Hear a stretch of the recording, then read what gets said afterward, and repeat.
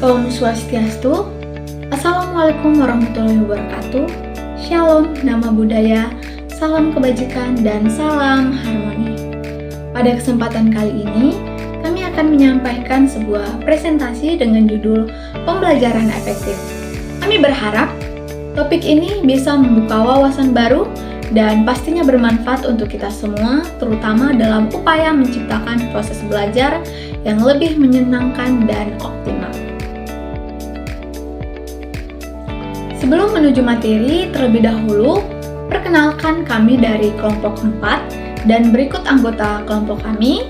Yang pertama, saya sendiri, Gledi Panjaitan, dengan NIM akhir 06. Kedua, Umdatul Andia dengan NIM akhir 014. Kemudian Andre Alfredo Gultom dengan NIM akhir 20. Dan terakhir, Yoel Anugrah Siagian dengan NIM akhir 022. Nah, berikut ada beberapa poin utama yang akan kita bahas hari ini. Yang pertama, konsep dasar pembelajaran. Yang kedua, pembelajaran efektif. Berikutnya, cara belajar yang efektif. Yang keempat, prosedur pembelajaran yang efektif. Yang kelima, kriteria pembelajaran yang efektif. Selanjutnya, metode dan model pembelajaran yang efektif. Dan poin terakhir yaitu kualitas efektif pendidik mengajar yang efektif. Untuk yang pertama, kita membahas mengenai konsep dasar pembelajaran.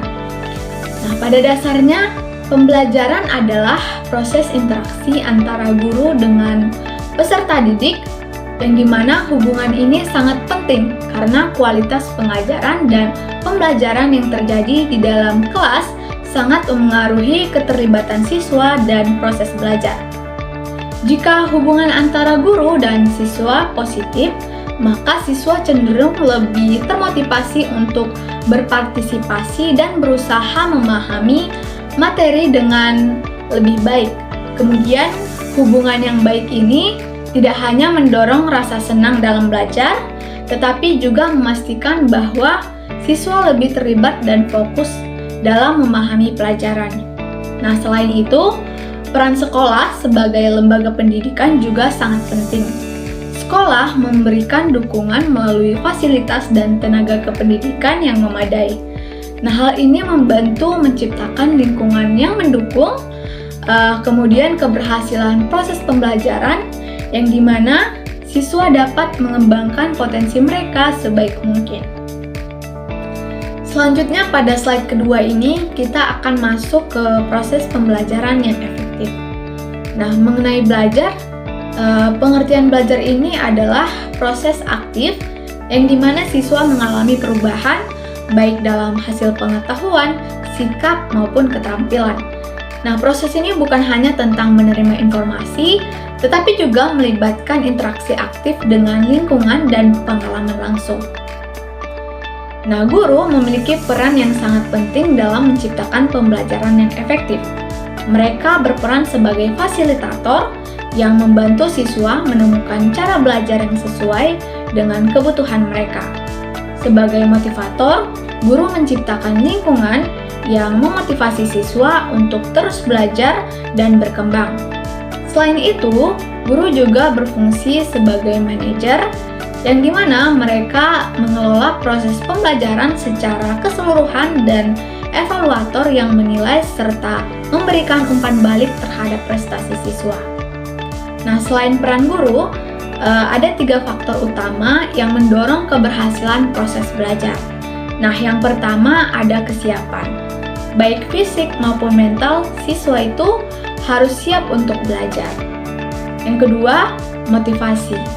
Nah, yang dimana siswa itu harus memiliki dorongan dari dalam diri mereka, yang dimana mereka itu biar aktif untuk belajar. Dan yang ketiga adalah tujuan yang jelas. Nah, dengan adanya tujuan yang ingin dicapai, maka akan membuat proses belajar menjadi lebih terarah dan efektif. Selanjutnya, saya akan membahas terkait pembelajaran efektif. Pertama, pengertian dari pembelajaran. Jadi, secara umum, Pembelajaran adalah suatu kegiatan yang dilakukan oleh pengajar dalam kondisi tertentu, sehingga kognitif, efektif, dan psikomotor peserta didik berubah ke arah yang lebih baik. Pembelajaran bertujuan membantu peserta didik agar memperoleh berbagai pengalaman, dan berdasarkan pengalaman tersebut, tingkah laku peserta didik yang meliputi pengetahuan, keterampilan, dan nilai atau norma yang berfungsi sebagai pengendali sikap dan perilaku peserta didik menjadi bertambah, baik kuantitas maupun kualitasnya. Lalu, efektif. Efektif adalah perubahan yang membawa pengaruh, makna, dan manfaat tertentu. Pembelajaran yang efektif ditandai dengan sifatnya yang menekankan pada pemberdayaan peserta didik secara aktif. Pembelajaran menekankan pada penguasaan pengetahuan tentang apa yang dikerjakan, tetapi lebih menekankan pada internalisasi tentang apa yang dikerjakan sehingga tertanam dan berfungsi sebagai muatan nurani dan hayati serta dipraktekkan dalam kehidupan oleh peserta didik. Jadi dapat disimpulkan bahwa pembelajaran efektif merupakan sebuah proses perubahan seseorang dalam kognitif, tingkah laku, dan psikomotor dari hasil pembelajaran yang ia dapatkan dari pengalaman dirinya dan dari lingkungannya yang membawa pengaruh, makna, dan manfaat tertentu. Belajar efektif adalah suatu metode atau cara belajar yang disesuaikan oleh keadaan fisik atau keadaan personal siswa, baik itu dilihat dari segi metode belajar, penggunaan tempat belajar, dan waktu belajar. Kemudian yang terakhir yaitu cara belajar yang efektif. Cara yang pertama, mengatur waktu belajar. Pusat dari belajar dimulai dengan memilih waktu belajar yang efisien. Penentuan waktu belajar peranan yang sangat sentral. Sebaiknya, waktu belajar disusun dalam bentuk daily activity. Penempatan waktu belajar dalam kegiatan sehari-hari juga harus mempertimbangkan kondisi lingkungan dan kondisi fisik dan fisiologis. Kondisi lingkungan, baik rumah maupun sekolah, harus menjadi pertimbangan. Kondisi fisik dan fisiologis juga harus menjadi prioritas. Yang kedua, memilih tempat belajar. Tempat belajar juga sangat mendukung efektivitas belajar. Kondisi tempat belajar akan memberikan sumbangan terhadap hasil belajar. Dan jika memilih tempat belajar, hendaknya yang tenang, sejuk, luas, pewarnaan dalam ruangan belajar, kondisi tempat duduk, meja, dan penataan buku-buku di kelas. Selanjutnya, membuat review materi. Membuat review materi sangat penting dalam belajar. Review di sini digunakan untuk memanggil kembali apa yang sudah dipelajari, mengingat kembali jika materi sudah lama dipelajari agar tidak hilang dari ingatan. Dengan mereview materi, dapat melihat secara sistematis apa-apa yang sudah kita pelajari. Yang keempat, cara menghafal pelajaran. Langkah berikutnya dalam belajar ialah menghafal pelajaran. Tentu, materi yang sudah dipelajari harus dihafal. Menghafal juga merupakan kegiatan mengasah otak untuk bekerja secara efisien. Jadi untuk dapat menghafal dengan baik, menurut Profesor Mursal dalam bukunya yaitu Using Your Mind Effectively, ada 3 syarat yang harus dipenuhi, yaitu tujuan, pengertian, dan perhatian. Sebelum seorang siswa mulai menghafal, ia harus mempunyai tujuan tertentu yang jelas. Yang kelima atau yang terakhir yaitu keterampilan membaca. Menurut William De Backer, dalam bukunya Reading Skills, kira-kira 85% dari seluruh studi di sekolah meliputi membaca. Oleh karena itu, metode kemahiran dan segi-segi lainnya yang berhubungan dengan aktivitas membaca perlu sekali dipelajari oleh para siswa. Baik, kita masuk ke dalam materi prosedur pembelajaran yang efektif. Apa sih pembelajaran yang efektif? Yaitu pembelajaran yang mencapai tujuan belajar yang diharapkan. Nah, faktor penting yang mempengaruhi keberhasilan pembelajaran adalah proses pembelajaran itu sendiri. Nah, proses ini harus dilakukan melalui prosedur yang sistematis dan berurutan, dengan tujuan membentuk kemampuan siswa secara optimal. Guru berperan besar dalam mengelola pembelajaran, dan pengelolaan ini harus diarahkan agar proses belajar menjadi bermakna dan kondusif. Ketika guru mampu mengelola proses dengan baik, siswa akan lebih mudah mencapai tujuan pembelajaran yang sudah ditetapkan. Dalam proses pembelajaran, ada beberapa tahapan yang harus dilalui untuk memastikan pembelajaran berjalan efektif. Tahapan ini dirancang agar pembelajaran berlangsung sistematis, terarah, dan mampu mencapai tujuan yang telah ditetapkan. Guru memiliki peran besar dalam mengelola setiap tahapan ini agar pembelajaran berjalan dengan baik. Nah, secara umum, prosedur pembelajaran terbagi menjadi 3 tahap utama. Yang pertama yaitu pra-pembelajaran atau awal pembelajaran.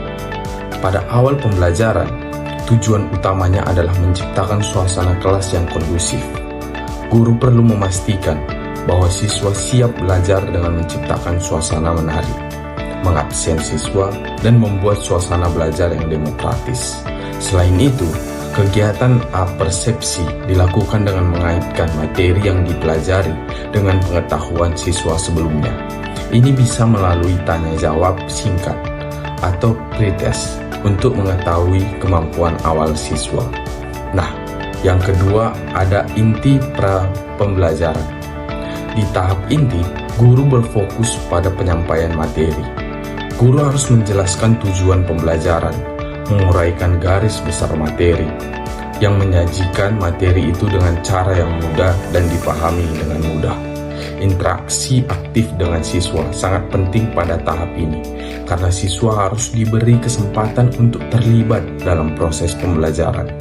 Karena kegiatan inti ini bertujuan untuk membentuk pengalaman belajar siswa dan diakhiri dengan kesimpulan dari materi yang telah disampaikan.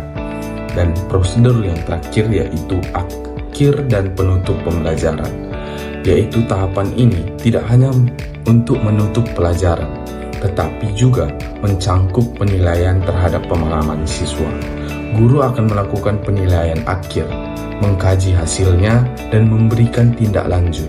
Pada penutup, guru juga memperkenalkan topik yang akan dipelajari di pertemuan berikutnya dan menyimpulkan keseluruhan pembelajaran hari itu. Nah, selanjutnya yaitu kriteria pembelajaran yang efektif.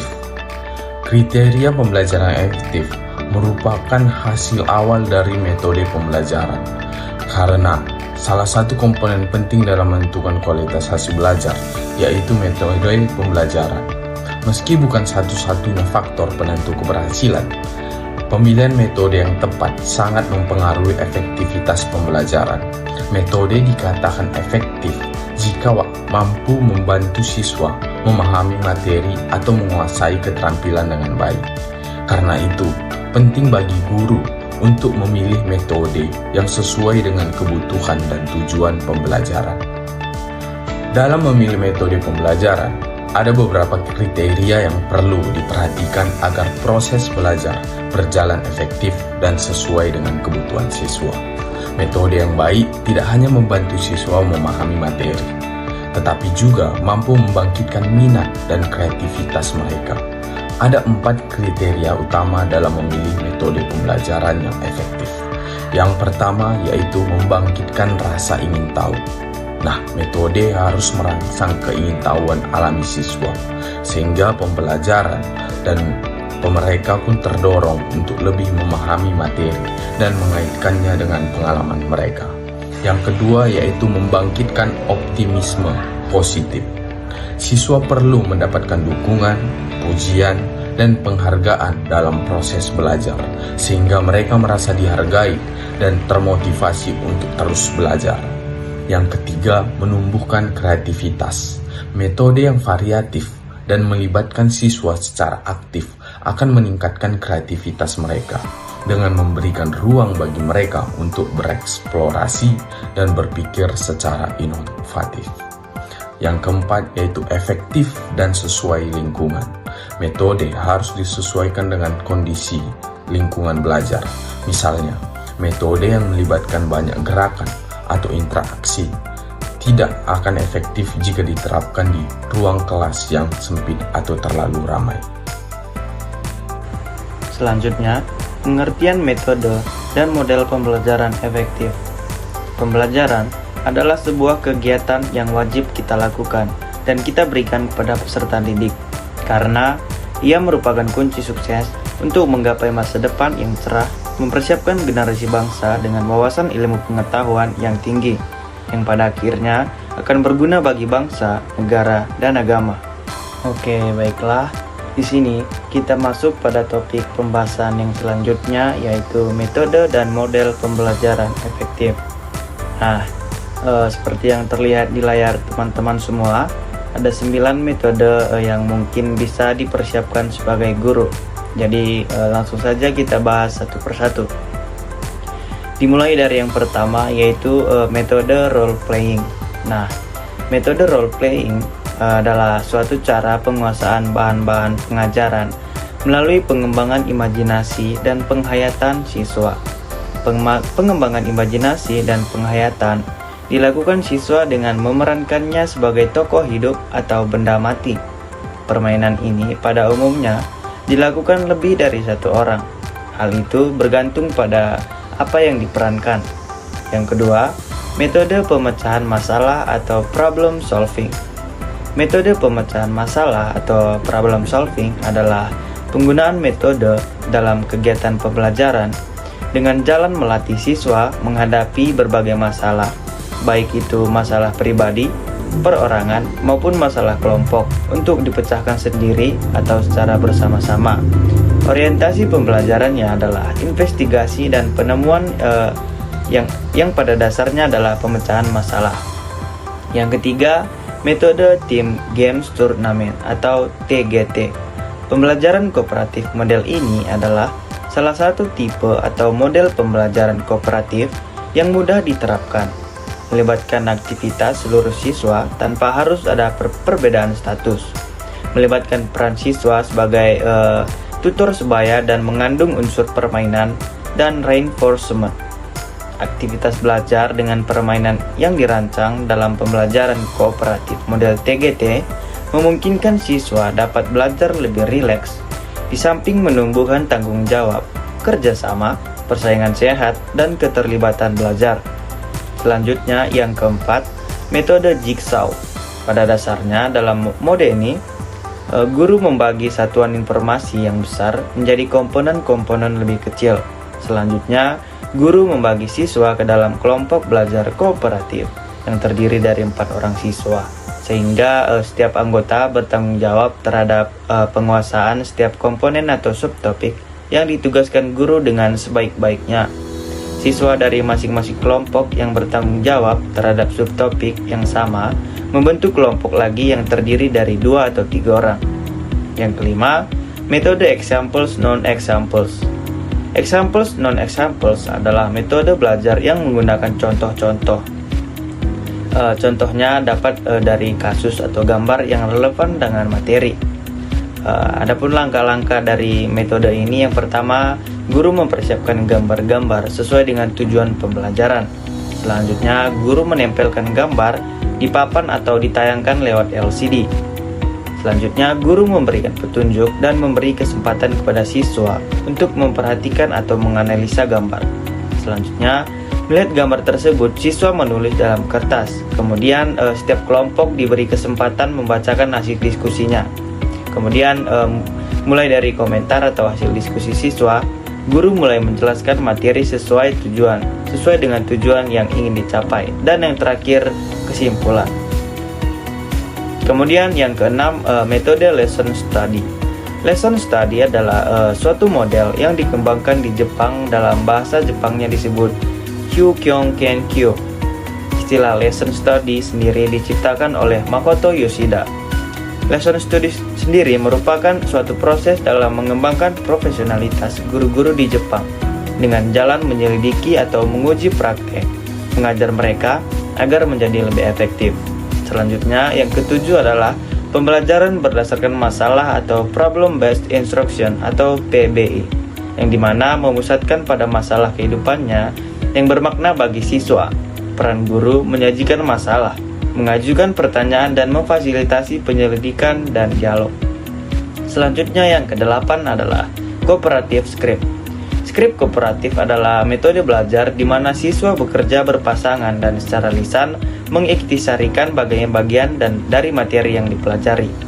Dan yang terakhir adalah model pembelajaran debat. Nah, model debat merupakan salah satu model pembelajaran yang sangat penting tentunya untuk meningkatkan kemampuan akademik siswa. Materi ajar dipilih dan disusun menjadi paket pro dan kontra.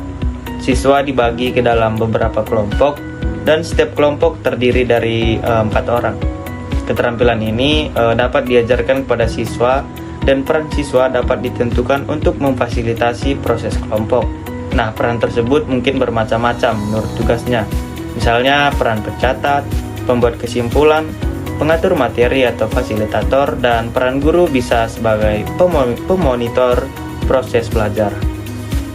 Nah, selanjutnya kita masuk pada topik pembahasan yang terakhir, yaitu kualitas efektif pendidik dengan mengajar yang efektif. Bagaimanapun juga, mutu kepribadian seorang pembimbing jauh lebih penting daripada teori, konsep, dan metode yang dimilikinya. Pendidik sebagai pembimbing perlu membangun diri yang sehat. Ia juga harus mampu mengadakan relasi dengan siapapun dan dalam kondisi apapun. Sebagaimana pendidik bersikap dengan bertindak dalam hubungannya dengan peserta didik akan menentukan mutu relasi yang dibangun dan juga hasil proses pendidikannya. Sebagai seorang pembimbing dan juga seorang pendidik harus memiliki kualitas-kualitas di antara lain sebagai berikut. Yang pertama, berempati. Berempati yang dimaksudkan di sini adalah kemampuan untuk menempatkan diri dalam kerangka internal orang lain tanpa kehilangan identitas atau objektivitas dalam memandang suatu permasalahan. Yang kedua, penuh perhatian dan kehangatan. Penuh perhatian dan kehangatan ini penting dalam rangka pendekatan psikologis terhadap orang yang ditimbang. Yang ketiga, bersikap terbuka. Pembimbing sendiri harus memiliki sikap terbuka untuk membuka diri terhadap orang yang dibimbingnya. Dan yang terakhir, menghargai dan menghormati. Pembimbing harus bersikap hormat dan menghargai terhadap orang yang dibimbingnya. Mengajar adalah membimbing siswa agar mengalami proses belajar. Tetapi, proses belajar yang bagaimana? Dalam belajar, siswa menghendaki hasil belajar yang efektif bagi dirinya. Untuk tuntutan itu, guru harus membantu. Maka, pada waktu guru mengajar, juga tentunya harus dengan cara yang efektif. Mengajar yang efektif ialah mengajar yang dapat membawa siswa berhasil mencapai tujuan belajar peserta didik. Untuk melaksanakan mengajar yang efektif, diperlukan syarat-syarat, yaitu diantaranya belajar secara aktif. Guru harus mempergunakan banyak metode pada waktu mengajar, motivasi, dan juga kurikulum yang seimbang. Guru perlu mempertimbangkan perbedaan individual. Pengaruh guru yang sugestif perlu diberikan kepada siswa. Seseorang guru harus memiliki keberanian menghadapi siswa-siswanya. Guru harus menciptakan suasana yang demokratis di kelas. Pada penyajian bahan pelajaran kepada siswa, semua pelajaran diberikan kepada siswa yang tentunya sudah diintegrasikan. Pelajaran di sekolah harus dihubungkan dengan kehidupan yang nyata di masyarakat dalam interaksi belajar mengajar. Dalam mengajar yang efektif ini dapat dikemukakan suatu pandangan lain yang dapat menjadi pertimbangan juga. Pandangan ini mengatakan bahwa mengajar yang efektif perlu mempertimbangkan hal-hal sebagai berikut, yaitu penguasaan bahan pelajaran, cinta kepada yang diajarkan, pengalaman pribadi dan pengetahuan yang telah dimiliki siswa, dan variasi metode mengajar. Seseorang guru harus menyadari bahwa dirinya tidak mungkin menguasai dan mendalami semua bahan pelajaran. Bila guru mengajar harus selalu memberikan pengetahuan yang aktual dan dipersiapkan sebaik-baiknya. Guru harus memberikan pujian. Dan juga seorang guru harus mampu menimbulkan semangat belajar secara individual. Sebagai kesimpulan kita pada hari ini, bahwasanya proses pembelajaran yang kita bahas adalah hubungan timbal balik yang terjadi antara guru dengan siswa, di mana interaksi ini menjadi kunci keberhasilan dalam mencapai tujuan edukatif. Namun, pembelajaran yang efektif itu tidak hanya menekankan hasil akhir, tetapi juga bagaimana proses belajar itu sendiri mampu meningkatkan pemahaman, kecerdasan, dan ketekunan siswa. Lebih dari itu, pembelajaran yang baik diharapkan mampu memberikan perubahan positif dalam perilaku siswa dan bagaimana mereka mengaplikasikan pengetahuan tersebut dalam kehidupan mereka sehari-hari.